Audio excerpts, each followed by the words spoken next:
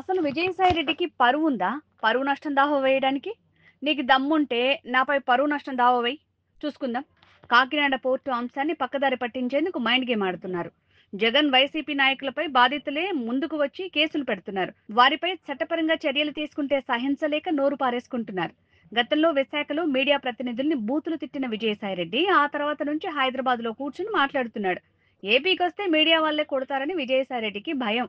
చంద్రబాబుపై ఇప్పుడు చేసిన వ్యాఖ్యలకు విజయసాయిరెడ్డిపై పోలీసులు చర్యలు తీసుకోవాలి అని టీడీపీ నేత బుద్ధా వెంకన్న అన్నారు. అతనిగా చెప్పాడు 21 కేసులు నా మీద ఉన్నాయి.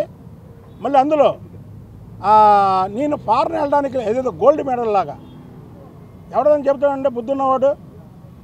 ఈ విజయసాయిరెడ్డికి పరువు ఉందండి, పరువు నష్టం దావా వేయడానికి ఇప్పుడే నా మీద నేను లిఖితపూర్వకంగా రాసిచ్చా నీ మీద కేసు పెట్టమని. నీ పరువు ఎంత ఉందో, నీ పరపతి ఎంత ఉందో నువ్వు నా మీద కోర్టులే, నీ పరువు నష్టం దావా.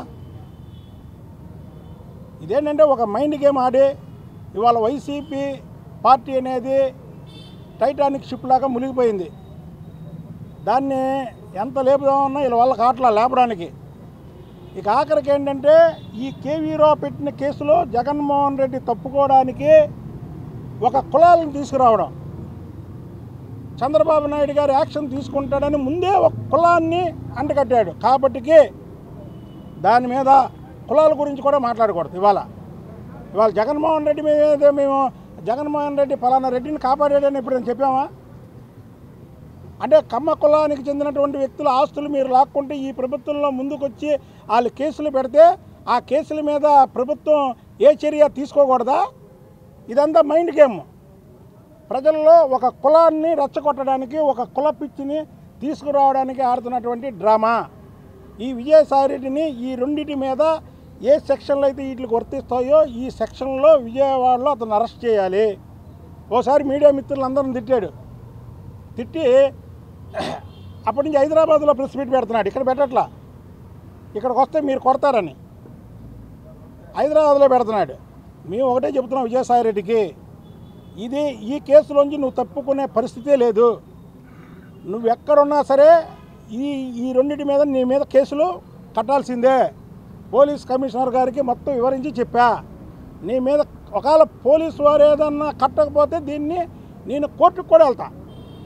ఇది కూడా చెబుతున్నా, దీని మీద నేను కోర్టుకు కూడా వెళ్తా. ఒక రాష్ట్ర ముఖ్యమంత్రిని ఇలాగన్నాడని ఇవాళ చంద్రబాబు నాయుడు గారిని అంటాడు, రేపు ప్రధానమంత్రి మోడీ గారిని అంటాడు, లేకపోతే ఇంకోటి. అసలు రాష్ట్ర ముఖ్యమంత్రి అంటే ప్రజలందరికీ ఒక పెద్ద దిక్కు. అతను నువ్వు కులం అంట కట్టడం ఏంటి, అతను నువ్వు చచ్చిపోతాడని చెప్పడం ఏంటి, బతుకుంటే జైలు వేస్తానని చెప్పడం ఏంటి? కాబట్టి ఈ విషయాన్ని చాలా సీరియస్గా తీసుకోవాలని, అందుకే ఇప్పుడేమి నేను రాజకీయాలు మాట్లాడట్లా. ఇది ఓన్లీ వన్ విజయసాయిరెడ్డి మాట్లాడినటువంటి మాటలకి నేను కేసు పెట్టా. ఆ కేసు గురించే చెప్తున్నాను. ఇక నుంచి విజయసాయిరెడ్డి కానీ ఏదన్నా మాట్లాడితే మాత్రం తగిన మూల్యం చెల్లించక తప్పదు. మీ అందరికి కూడా కాపీలు ఇస్తానండి. కమిషనర్ గారు కూడా దీని మీద స్పందించారు. ఇది కరెక్ట్ కాదని అన్నారు. ఇలా మాట్లాడకూడదు ఒక రాష్ట్ర ముఖ్యమంత్రిని చెప్పారు. కమిషనర్ గారు దాన్ని పరిశీలించి దీని మీద ఏం చేయాలనేది చేస్తా అన్నారు. ఒకవేళ తీసుకోకపోతే దీని మీద కోర్టుకు కూడా వెళ్తాను.